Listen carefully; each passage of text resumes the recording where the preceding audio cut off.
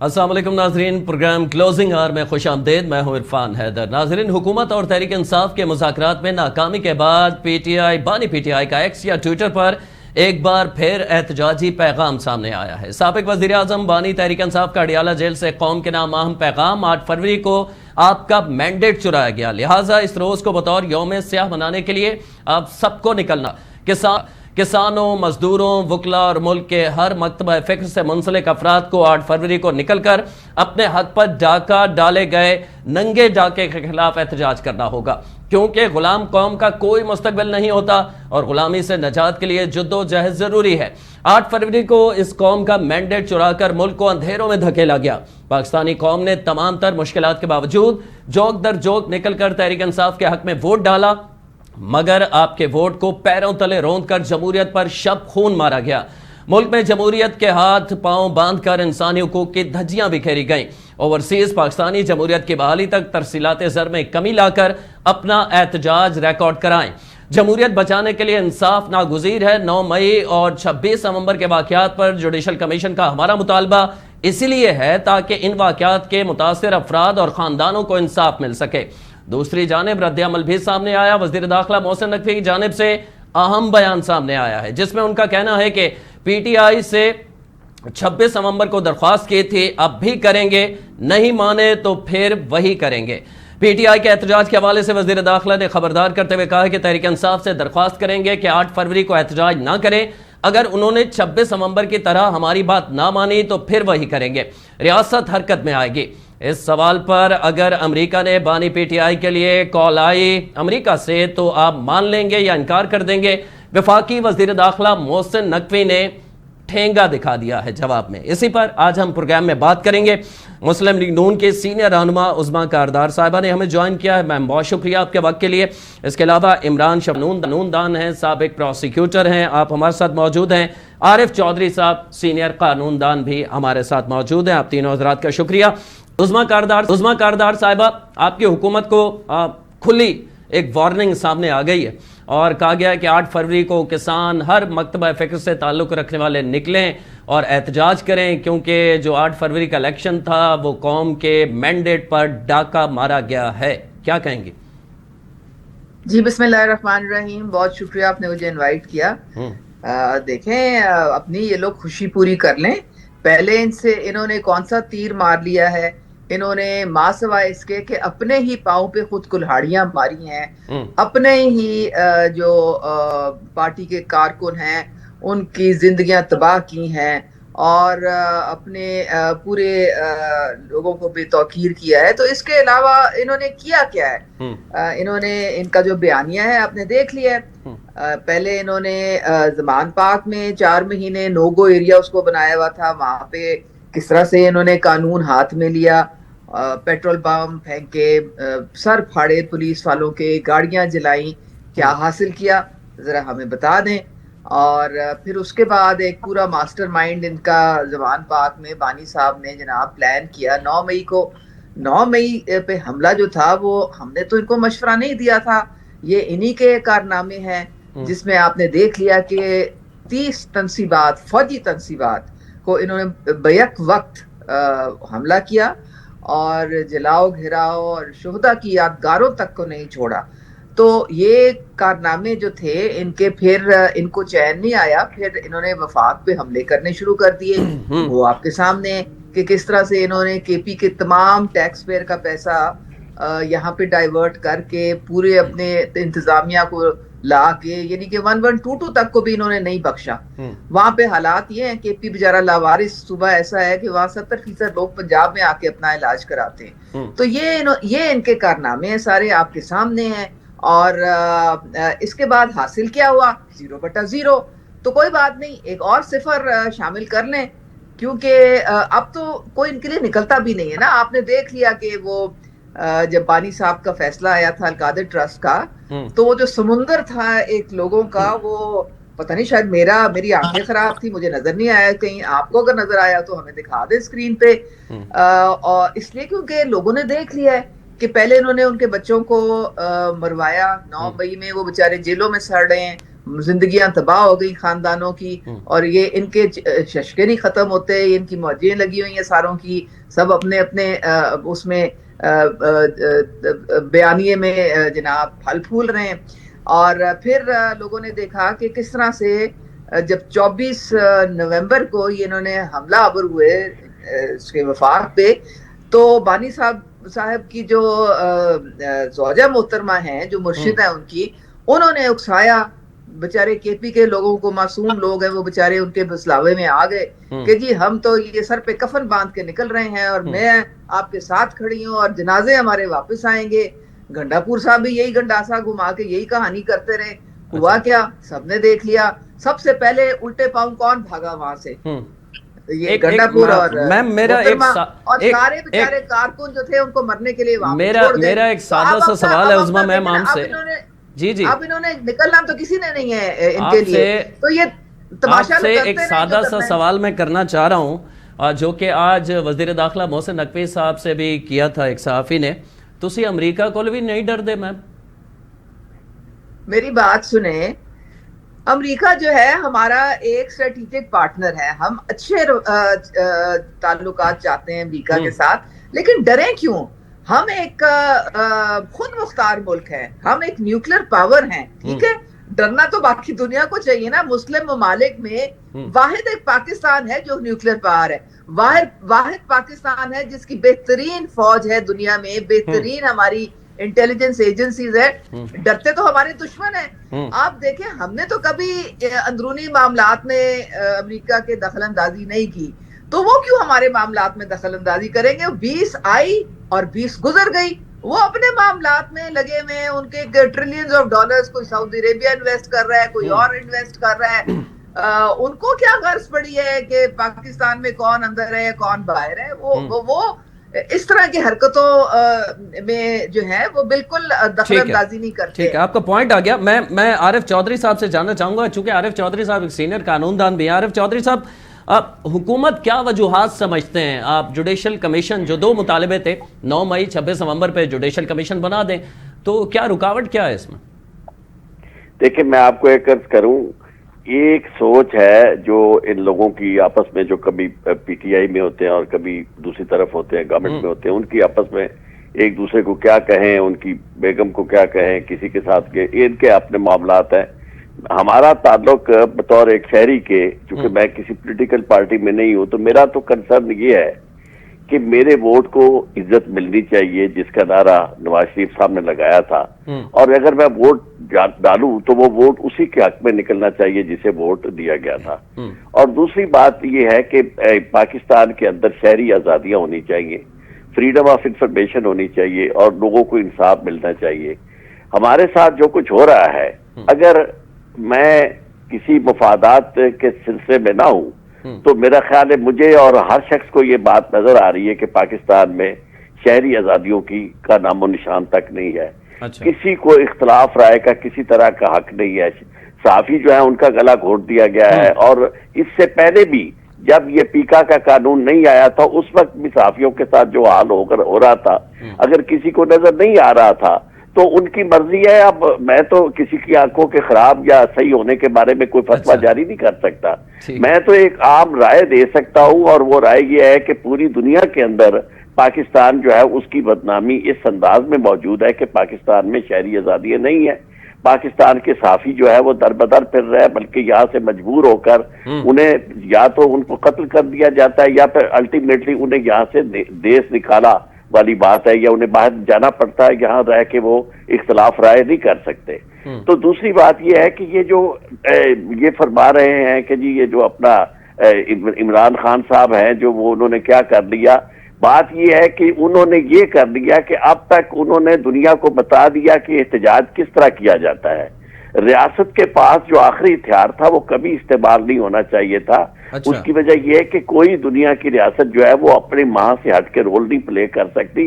हमने अपनी आंखों से जो देखा नज़ारा, मेरा ऑफिस वहाँ करीब है, और हमने देखा वो इस तरह का नज़ारा, मैं समझता हूँ काश के पाकिस्तान के लोग ऐसा नज़ारा ना देखते। जो लोग आए थे उनको जो मर्जी ये कहा जाए, लेकिन वो सियासी वर्कर थे, वो एक सियासी मुतालबा लेकर आए थे, सियासी एहतजाज लेकर आए थे। جب تک کہ وہ ایسی کوئی حرکت نہ کرتے کہ جس سے براہ راست فوج کے ساتھ ان کا ٹکراؤ ہوتا. فوج کو کم از کم نہیں آنا چاہیے تھا اور انہیں نہیں چاہیے تھا اس حکومت کو کہ وہ باقاعدہ یعنی ان پہ گولیاں برساتی. تو معاملہ یہ ہے کہ اگر لوگوں کو گولیاں برسا کے آپ خاموش کرتے ہیں اور پھر کہتے ہیں کہ جناب کوئی نکلتا نہیں ہے, تو میں سمجھتا ہوں کہ اس میں تو آپ کو خود غور کرنا چاہیے کہ ساری دنیا کو تو احتجاج نظر آ رہا ہے. اگر عارف صاحب کوئی پرابلم یہ ہے نا, عارف صاحب پرابلم یہ ہے کہ ہمارے اتنے بندے جو ہیں وہ اس دن قتل کر دیے کہ دعویٰ تو ہے, نام ایک بھی نہیں بتایا جا رہا نا. میری ابھی تک حکومت کو کچھ نہیں دیا گیا. ایک سیکنڈ, تیرا نام بنا, یہ دیکھیں میں آپ کو ایک قتلوں کے اوپر اگر کوئی شخص خوش ہوتا ہے تو یہ اس کی مرضی ہے. اس کی وجہ یہ ہے کہ تیرا قتل تو وہ ہے جو سب کے سامنے موجود ہے, اور جو ہم نے اوپر گدے اڑتی ہوئی دیکھی اور جو کتے وہاں دیکھتے ہم نے اور جس طرح وہ لاشیں گئی ہے, اب دیکھیں گے تو تحقیقات ہوگی تو پتہ چلے گا کہ کون کون. یہ کہہ دینا کہ جناب آپ بتائے نام اور ہنس کے اور خوش ہو کے کہہ دینا, میں سمجھتا ہوں اس سے زیادہ بے حسی ہو نہیں سکتی کہ میں سمجھتا ہوں باقی سب چھوڑ دے. یہ جو آپ کے سامنے لوگوں کے جناب کسی کا پاؤں یا کسی کا ہاتھ جو ہے وہ کتے کے منہ میں ہے یا کسی کے ساتھ کچھ ہو رہا ہے, یہ ساری چیزیں آپ نے اپنی آنکھوں سے نہیں دیکھی یعنی اس حد تک. اور گولیاں جو ہے وہ چلتی ہوئی یا تو ہم نے نہ دیکھی ہو یا دنیا نے نہ دیکھی ہو. دونوں طرف سے چلیے نا. افسوسناک یہ ہے اگر آپ یہ کہہ رہے ہیں کہ حکومت سنیں حکومت کی طرف سے چلی ہے, ہم اس حد تک بے حس ہو گئے کہ ہمیں قتل دیکھے نا, قتل حکومت کی طرف سے چلی ہے تو ایک پولیس والا جس کے سر میں گولی لگی ہوئی تھی شہید ہوا ہے, 3 رینجرز اہلکار شہید ہوئے ہیں, ایک پولیس اہلکار جو زخمی تھا بعد میں اس کی شہادت ہو گئی ہے. یہ بھی ہوا ہے. میں یہ جسٹیفائی کر رہا ہوں کہ رینجرز جو ہے ان کا قتل ٹھیک ہے. میں تو کہہ رہا ہوں کہ جو بھی وہاں قتل عام ہوا ہے, اگر وہاں یہ گولی چلی ہے تو گولی چلانے والے جو ہیں وہ ہمارے اپنے ہو کر انہوں نے اپنے دیکھیں آج تک پاکستان میں یہ ہوا تھا کہ آپ کو یاد ہوگا بھٹو صاحب نے جب کہا تھا تو فوج نے گولی چلانے سے انکار کر دیا تھا اسی وجہ سے, اور اس کے بعد کئی ایسے واقعات ہوئے جب فوج نے کہا. لیکن اب معاملہ یہ ہے کہ پہلے فوج خود اقتدار میں نہیں ہوتی تھی, پولیٹیکل پارٹیز ہوتی تھی جن کو ریموو کرنا ہوتا تھا, ان کے خلاف احتجاج ہو رہا ہوتا تھا اور وہاں فوج نہیں آتی تھی. اب چونکہ فوج براہ راست اقتدار میں شامل ہے اور یہ لوگ جو اپنے آپ کو عوام کا ایک نمائندہ سمجھ رہے, میں تو حیران ہوں کہ اتنی بڑی فیک نیوز کہ جنہوں نے یعنی 8 فروری کو جس طرح جو ووٹ, میں خود ووٹ ڈالنے کے لیے گیا ہوں, جو ہم نے نظارہ دیکھا اور ہم سب نے ٹی وی پہ دیکھا کہ کیا ریزلٹس آ رہے تھے, فارم 45 کیا تھا اور اس کے بعد فارم 47 کیا آیا, کون ہے جو نہیں اس کے باوجود سب کچھ ہضم کر کے بیٹھے ہوئے ہیں. ٹھیک ہے, لیکن اس کا فیصلہ عارف صاحب اس کا فیصلہ بھی الیکشن کمیشن کرے گا یا عدالتیں کریں گی نا, کسی بیانیے کے تھرو اس کا فیصلہ تو نہیں ہوگا. عمران شفیق صاحب میں آپ سے بات کرتا ہوں, اس پہ سب کو پتا ہے اور عدالتوں کا بھی. آپ مجھے یہ بتائیں کہ جہاں یہ حالت ہو کہ اب آپ نے عدالتیں مکمل طور پر ختم کر دی ہیں اور اس کے بعد آپ پھر کہہ رہے ہیں کہ جناب عدالتیں بھارت اور امریکہ میں بھی یہی طریقہ کار ہے جو پاکستان میں لاگو کیا گیا ہے. میں عمران شفیق صاحب آپ سے جاننا چاہوں گا, عوام کریں گے جی عارف صاحب وہ اپنے گفتگو کریں گے آپ سے, آگے چل کے میں سوال کرتا ہوں آپ سے. جی عمران شفیق صاحب سے میں یہ جاننا چاہتا ہوں کہ قانون کیا کہتا ہے جب آلریڈی کیسز ہوں, کچھ کو سزائیں ہو چکی ہوں, 9 مئی حملے یا 26 نومبر کا جو تحریک انصاف کا مطالبہ ہے جوڈیشل کمیشن کا, جب آلریڈی کیس چل رہا ہو, کیا اس پہ جوڈیشل کمیشن قانون کیا کہتا ہے, بنانا چاہیے نہیں بنانا چاہیے, اور اگر بن سکتا ہے تو پھر رکاوٹ کہاں ہے؟ دیکھیے یہ تو اس میں جوڈیشل کمیشن بنانے کا جو اختیار ہے وہ فیڈرل گورنمنٹ ایک کمیشن آف انکوائریز ایکٹ ہے, اس کے تحت جو ہے وہ سپریم کورٹ کے کسی بھی جج سے ریکویسٹ کر سکتی ہے چیف جسٹس کے تھرو کہ وہ کمیشن بنائیں, کسی بھی مسئلے پر وہ کمیشن بنایا جا سکتا ہے. تو کمیشن بنانے پر تو اختیارات فیڈرل گورنمنٹ کے موجود ہیں, لیکن یہ جو چیز دیکھی جاتی ہے وہ یہ دیکھی جاتی ہے کہ جو کیسز پینڈنگ ہیں اور جن میں پاکستان میں پورا میکانزم موجود ہے کہ اگر کوئی کیسز پینڈنگ ہیں تو ان میں انکوائری کیسے ہو سکتی ہے, انکوائری کرنے والے ادارے کون سے ہوں گے, وہ پاکستان میں ادروائز موجود ہیں. لیکن چونکہ یہ اتنے بڑے پیمانے پر کیسز بنائے گئے ہیں اور اتنے بڑے پیمانے پر اس کا اطلاق ہے, تو میں بنیادی طور پر یہ سمجھتا ہوں کہ ایک بحث جو سپریم کورٹ میں ابھی چل بھی رہی ہے وہ یہ رہی ہے کہ کیا ان لوگوں کا ٹرائل ملٹری کورٹ میں ہونا تھا یا دہشت گردی کی عدالتوں میں یا عام عدالتوں میں ہونا تھا شہری کے طور پر. تو یہ ایک سوال ہے, جس نے جرم کیا ہے اس کو سزا ضرور ملنی چاہیے, لیکن اس کو سزا ملنے کے لیے بہرحال آپ کا جو نظام ہے اور جو طریقہ کار ہے اس کے مطابق ہی ہونا چاہیے. اور حقائق کو جاننے کے لیے اگر ڈسپیوٹ اس نوعیت کا ہو کہ جب آپ یہ کہتے ہوں کہ جو انکوائری کرنے والے ادارے ہیں وہ جانبدار ہیں, وہ غیر جانبدار نہیں ہیں, تو پھر عدالتی کمیشن بھی بن سکتا ہے. لیکن حکومت کے لیے عدالتی کمیشن بنانا بھی کوئی میرا خیال ہے مشکل کام نہیں ہے. وہ شاید جان بوجھ کے ایک ٹال مٹول کو ورنہ تو دیکھیں نا, ایک طرف اپوزیشن اور باقی سارے لوگ کہتی ہے کہ حکومت اپنے جج ہر طرف لگا رہی ہے, تو اتنی بڑی تعداد میں اگر جج لگا رہی ہے تو ایک اپنے جج کو یہ بھی کہہ سکتی ہے کہ یار یہ انکوائری کر کے دے دو, تو وہ انکوائری بھی آ جائے گی. پاکستان میں کون سا یہ پہلی انکوائری ہوگی, پہلے بھی انکوائریاں ہوتی رہی ہیں. تو لیکن ایک بات جو بات ٹی او آرز کیا طے ہوں گے, کیا اس کا طریقہ کار ہوگا؟ ظاہر ہے اختلافات تو پھر سامنے آئیں گے نا, کتنا آسان ہوگا جوڈیشل کمیشن میں ججز کا انتخاب کرنا؟ ہاں یہ اس کے لیے یہ تو یقیناً ان کے ٹی او آرز بنانے پڑیں گے, اس پر دونوں پارٹیز دونوں فریقین کو آپس میں اتفاق کرنا پڑے گا. لیکن میرا نہیں خیال کہ تحریک انصاف کا یہ کوئی بہت بڑا کمیشن بنانا کوئی بہت بڑا مسئلہ ہے. میری نظر میں ان کا زیادہ مسئلہ وہ کیسز ہیں جو جس میں عدالتوں سے سزائیں ہو چکی ہیں. اگر سپریم کورٹ جو ہے وہ یہ فیصلہ دے دیتی ہے کہ سویلین کا کوئی ملٹری ٹرائل نہیں ہو سکتا, تو جب وہ عام عدالتوں میں آ جائیں گے تو میرا خیال ہے ان کا بہت بڑا مسئلہ تو ویسے ہی حل ہو جائے گا. عام عدالتوں میں جو ہے اس کے پیمانے شہادت کے اور باقی چیزوں کو دیکھنے کے وہ الگ ہیں. لیکن میں جب آپ کی بات چیت سن رہا تھا تو ایک سوال مجھے بڑا تکلیف دے رہا تھا, پتہ نہیں آپ ذرا خود سوچئے ذرا اس کے بارے میں. وہ یہ ہے کہ محترمہ عظمیٰ صاحبہ نے فرمایا کہ انہوں نے دیکھیں اپنے بچوں کو یہاں لا کر مروایا, لوگوں کو اکسایا اور مرنے کے لیے چھوڑ کر چلے گئے. ایک عام پاکستان کے شہری کے طور پر بہرحال ایک سوال یہ اٹھتا ہے کہ وہ بچوں کو مروانے کے لیے لے کر کہاں آئے تھے؟ کیا وہ کوئی بارڈر پر لے کر چلے گئے تھے کسی جگہ پہ, دشمن وہاں موجود تھا جس کے ساتھ انہوں نے ان کی لڑائی کروانی تھی؟ وہ اکسا کر کہاں لے کر گئے تھے؟ بھائی وہ اکسا کر پاکستان کے ایک مظاہرے کے لیے آئے تھے ایک کسی جگہ پر جو اسلام آباد میں موجود ہے. سب کو پتا تھا کہ ہم اپنے وہ جو مارنے والے تھے وہ باہر کے تو نہیں تھے, وہ پاکستان کی حکومت ہے, انہی کی حکومت ہے. یعنی یہ ایسے ہے کہ جیسے مجھے کوئی شخص کہے کہ میرا کوئی پڑوسی کہے کہ تم میرے گھر آئے, میں اس کے گھر جاؤں اور وہ کہے دیکھو نا تم میرے گھر آئے تھے, تم مرنے کے لیے آئے تھے, میں نے تمہیں زہر دے دیا. ٹھیک ہے, بات یہ ہے کہ آپ اپنے ملک میں آ رہے ہیں, احتجاج کرنے آ رہے ہیں, آپ حق مانگنے آ رہے ہیں, وہ جائز ہے یا نہیں ہے وہ ایک الگ بحث ہے. لیکن آپ کسی مظاہرے پر یا مظاہرین پر ٹیکل کرنے کا آپ کہہ رہے ہیں کہ طریقہ کار مختلف ہونا چاہیے تھا, جو کہ ہوا وہ نہیں ہونا چاہیے تھا. لیکن ہم نے یہ بھی دیکھا عمران صاحب کہ 1100 تو سیولینز سول کپڑوں میں صرف پولیس والے تھے.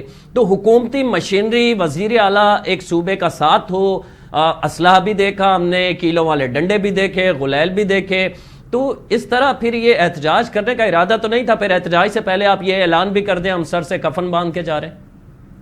نہیں دیکھیے یہ تو اب بیانیہ ہے نا, ورنہ اور مجھے اس کے بارے میں علم بھی نہیں ہے, لیکن اگر تو گولیاں چلی ہوتی, اگر تو لوگ آئے ہوتے, آنے کے بعد انہوں نے ڈنڈے اٹھا کے پورے اسلام کوئی ایسا کوئی کارنامہ سر انجام دے دیا ہوتا, تو آپ کو پھر اس کے مطابق قانون کو اپنے ہاتھ میں قانون کے مطابق آپ کو کارروائی کرنے کا پورا اختیار. 26 کی کارروائی سے پہلے 4 جوان شہید ہو چکے تھے, 3 رینجر اور 1 پولیس. وہ اس کی میں دیکھیں نا, میں اس ایشو پر میں جانا نہیں چاہ رہا کیونکہ اس کے میں نہیں جانا چاہتا اس پر کہ وہ اس کی ویڈیوز جو آئی ہیں اس میں جو کچھ صحافیوں نے جو وی لاگز کیے ہیں اسی موقع پر ان میں کیا کہا گیا کیا نہیں کہا گیا. اگر آپ یہ مطالبہ اپنے طور پہ کروا دیں کہ جناب اس کی بھی جوڈیشل انکوائری ہو جائے تو وہ ایک الگ میٹر ہے. آپ جو میں سمجھا ہوں آپ یہ کہنا چاہ رہے ہیں کہ جوڈیشل انکوائری ممکن ہے اور یہ کروا دینی چاہیے, کوئی اتنا بڑا مسئلہ نہیں ہے, یہی کہنا چاہ رہے ہیں آپ؟ اور بالکل یہ اگر اس کی بنیاد پر دیکھیے اس بات کو بالکل سمجھ لیں کہ ایک اصولی طور پر میری ویسے ذاتی رائے یہ ہے کہ ہر معاملے پر جوڈیشل کمیشن کا بننا یہ کوئی بہت مناسب چیز نہیں. ٹھیک ہے, پاکستان میں عدالتیں موجود ہیں, ادارے موجود ہیں, لیکن جہاں بالکل نا انصافی ہو رہی ہو, انویسٹیگیشن واقعی ٹھیک نہ ہو رہی ہو اور سارے ادارے آپ کے قبضے میں ہوں, تو یہ تو پہلے بھی سپریم کورٹ کر چکی ہے. دیکھیں نا پاناما کیسز میں جو انہوں نے JIT بنائی تھی, جوائنٹ انویسٹیگیشن ٹیم بنائی تھی, وہ انہوں نے اس لیے بنائی تھی نا کہ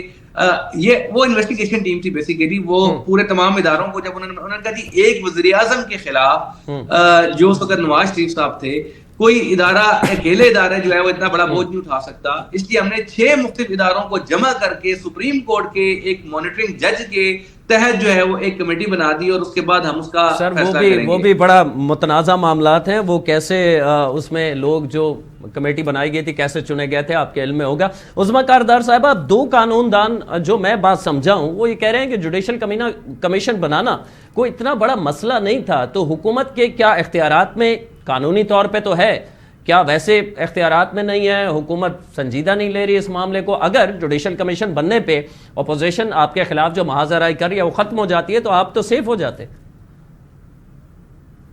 میں تو آپ ان کو قانون دان کہہ رہے ہیں, چاہے یہ قانون دان ہیں یا تجزیہ کار ہیں, ان کی معصومیت پہ آفرین.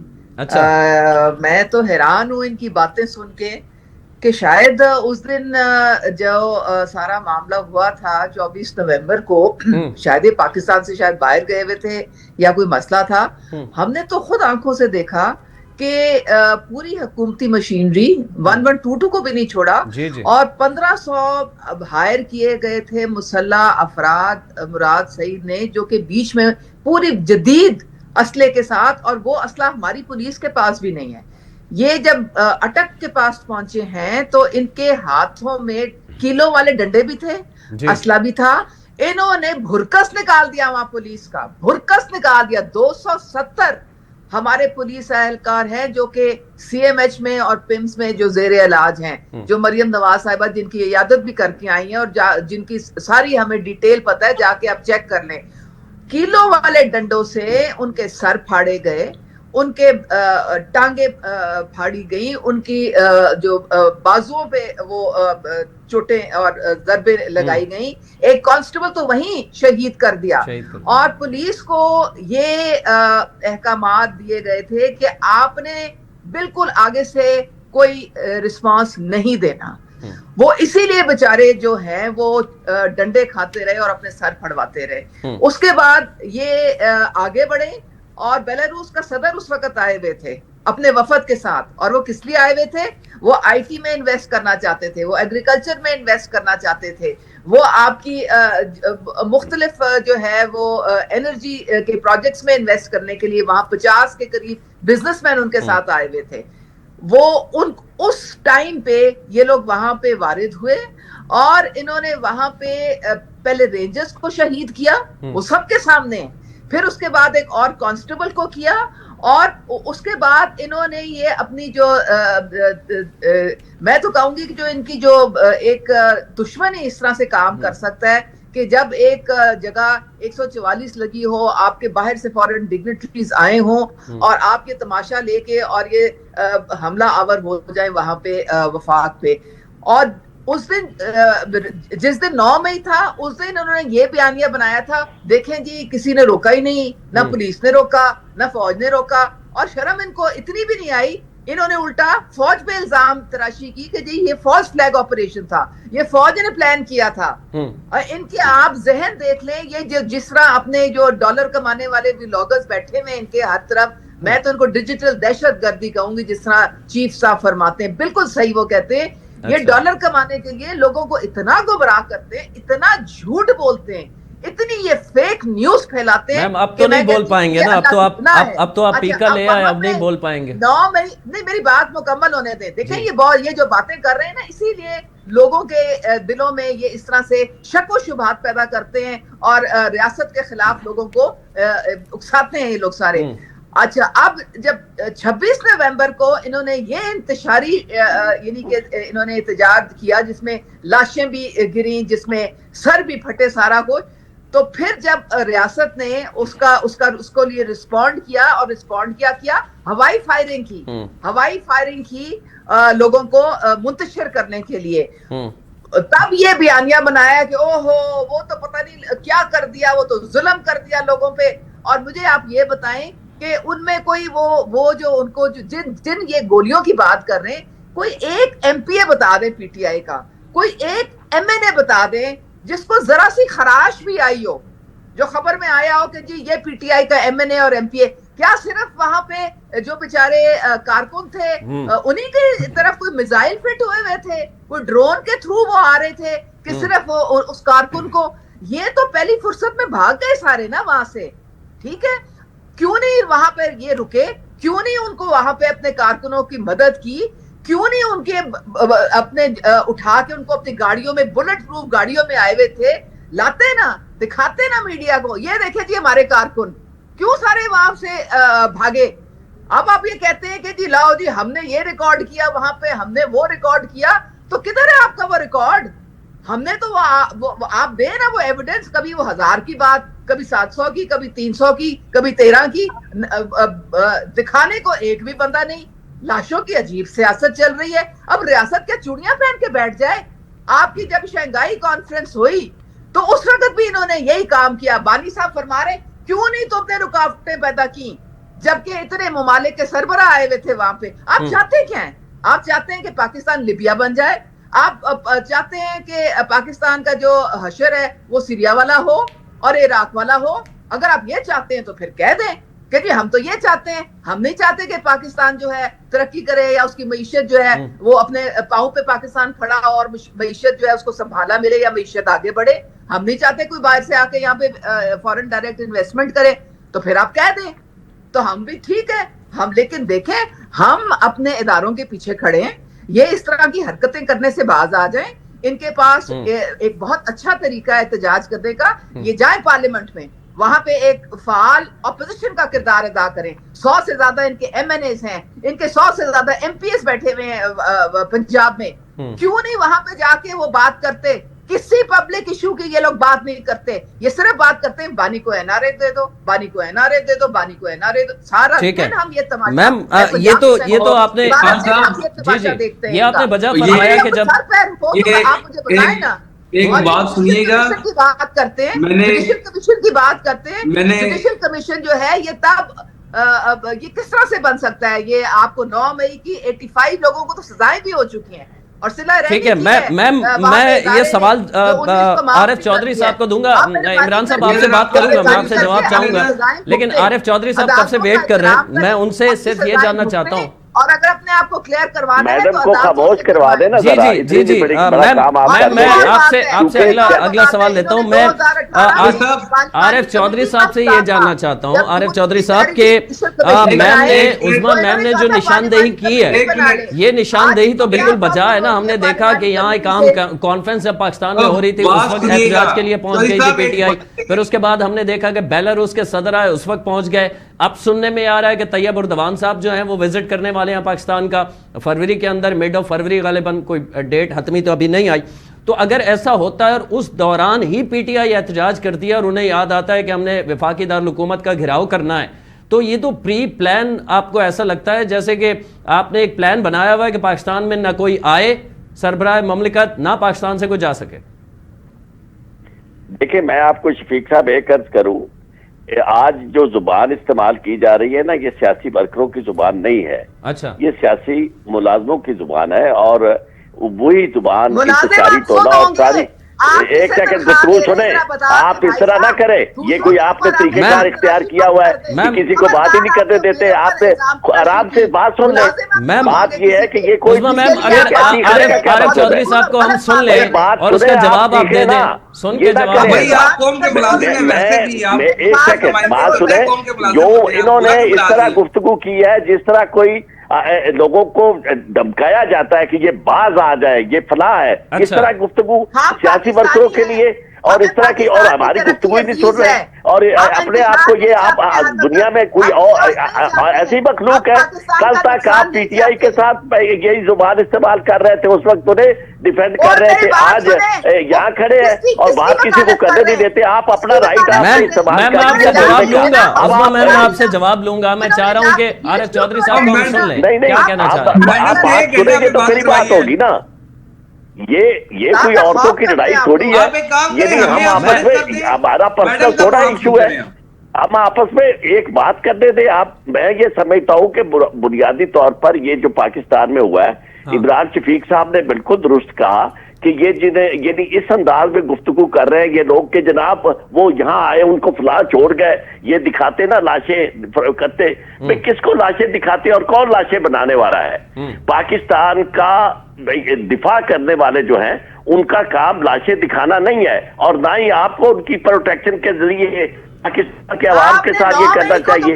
अब आप मुझे ये बताएं, अगर तो आप में सलाहियत है बात सुनने की तो इसका मैं मतलब मैं है रिक्वेस्ट कर रहा हूँ आपसे उस्मा मैम कि आप थोड़ा सा टाइम दे दें, 2 मिनट दे दें। फिर आप आरिफ किसी साहब के को मुलाजिम है और आप ये बताना आरिफ साहब को चाहते 2 हैं कि मिनट आपने दे दें, किसी को वो बात सवाल नहीं ले करने लें। दी। जी जवाब ले लें आरिफ साहब से, फिर आप बोल लीजिएगा। उस्मा साहिबा को आज बहुत रेटिंग मिल गई है, अगर आपका प्रोग्राम चल रहा होगा कर लें आप लोग बहुत। ना अब बुजुर्ग क्या इन्होंने करेंगे आप बात सुने ना, बात ये है कि बुनियादी तौर पर किसी को भी ये हक नहीं पहुंचता कि वो फतवे जारी करे। बात यह है कि अब हम अपना, मैंने अपना नुक्ता नजर पेश करना है और मैं कोई सियासी किसी की तरफदारी नहीं करनी। जो मुझे नजर आता है मुझे ये कहा जा रहा है पाकिस्तान के अंदर, देखें मैं आपको एक करूं, अगर यहाँ सियासी हुकूमत हो, जमहूरी हुकूमत, भाई ये क्या हो रहा है, क्यों ये खातून ये बोले जा रही है? इरफान साहब बात सोहेल साहब हमारे पास इमरान शफीक साहब 3 मिनट रह गए और ये हम मैं समझ नहीं पा रहा था कि आरिफ साहब भी बोल रहे हैं और उस्मा मैडम भी बोल रही है कि ये मुलाजमा है उनकी और ये उन्हें जाके बताना है कि जनाब मैंने किसी को बात नहीं करने दी, मैंने प्रोग्राम खराब कर दिया। वरना पाकिस्तान के अंदर जो इस वक्त हालात है और जिस तरह की ये हुकूमत इस तरह लोगों के सांस बंद की जा रही है, पीका कानून के जरिए लोगों को बोलने का हक तक जो है छीन दिया गया है और ये लोग है कि लोगों के साथ गुफ्तगू ही नहीं करने देते, मीडिया पे यानी वैसे भी नहीं बात करने देते। मुज़ाकरात में कौन भागे, बात बता दें।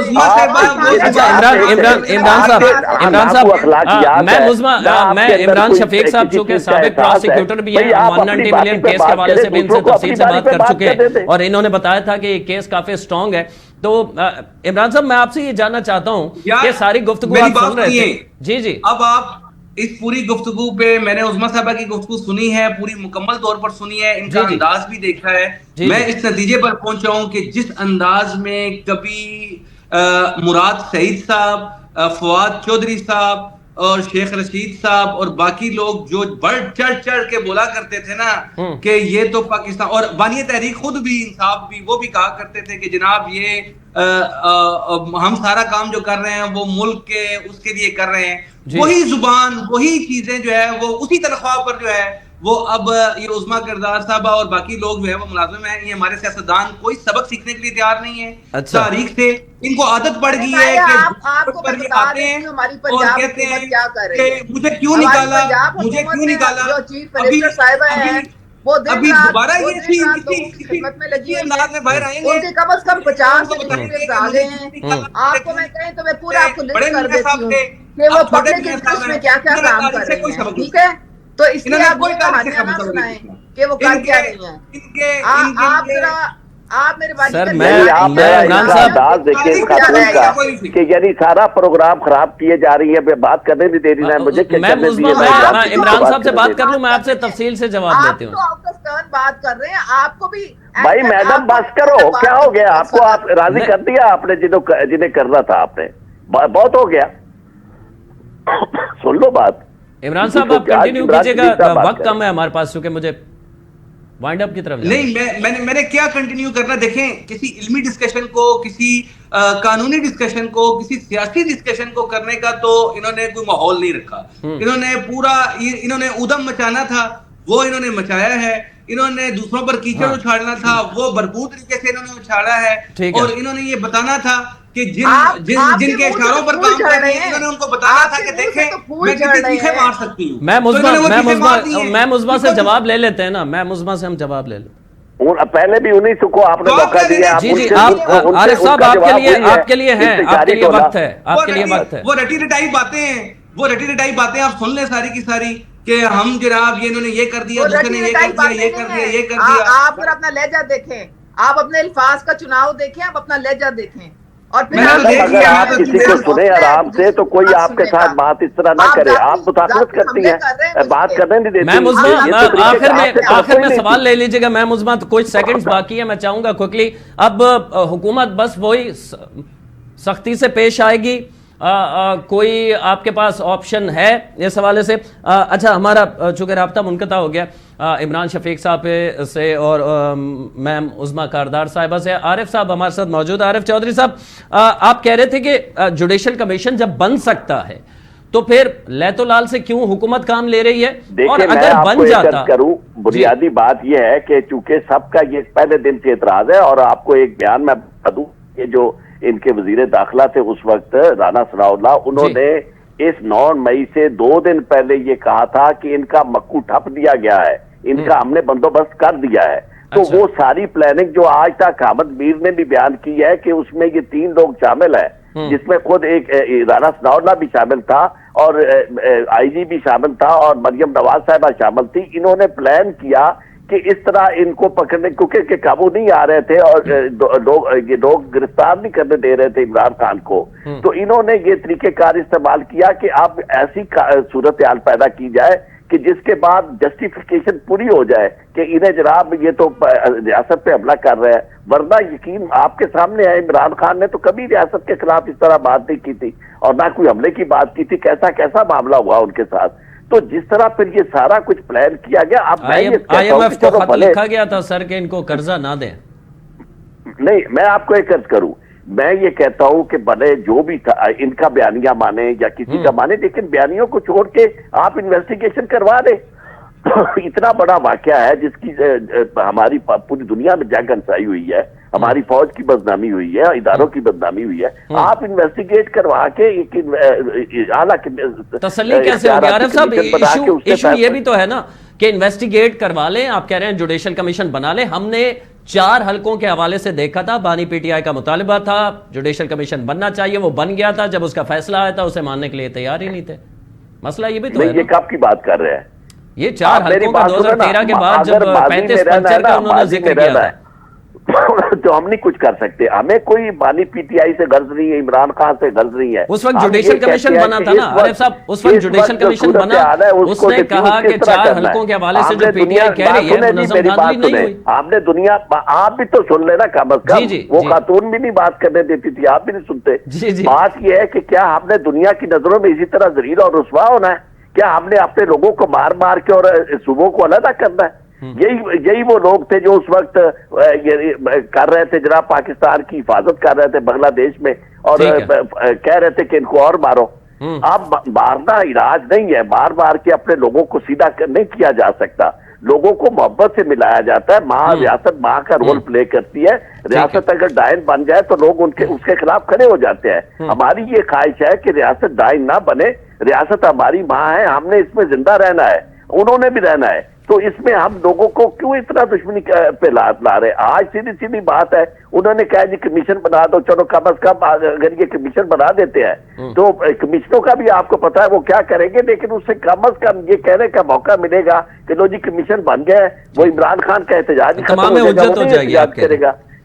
آپ جب کوئی کام ہی نہیں کرتے اس کو، یعنی ایک طرف آپ مذاکرات کی بات کرتے ہیں، دوسری طرف اسے 14 سال سزا، اس کی بیوی کو 7 سال سزا دے دیتے ہیں، اور سر پہ تلوار آپ نے لٹکائے رکھی، ساری دنیا کو پتا چل گیا کہ یہ آپ کا جج جو ہے وہ آپ کے کہنے پہ حکم پہ فیصلہ کرے گا، اور آپ نے کہہ دیا کہ جناب اگر آپ مذاکرات کرتے ہیں تو ہم نے رپورٹنگ کرتے رہے ہیں سر کورٹ کی۔ اس حد تک بدعنوانی ہو اور بے ایمانی ہو اور عدالتیں اس حد تک بک جائیں اور آپ کے اختیار یعنی اس حد تک لوگوں کو نظر آئے کہ آپ عدالتوں کو جو چاہتے ہیں وہ فیصلے کرتی ہے، تو اس کے بعد کون آپ پہ اعتبار کرے گا؟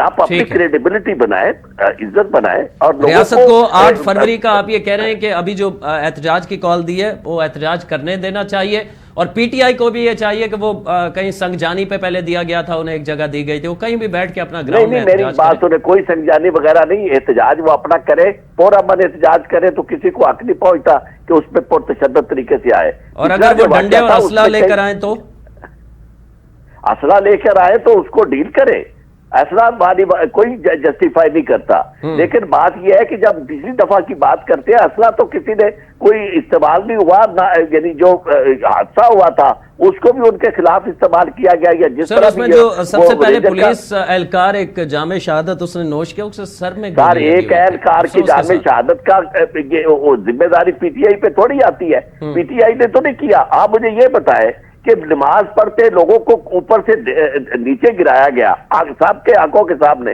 اس کے باوجود عظما کے کاردار کہتی ہے کہ جی وہاں تو کچھ نہیں ہوا اور گولی نہیں چلی۔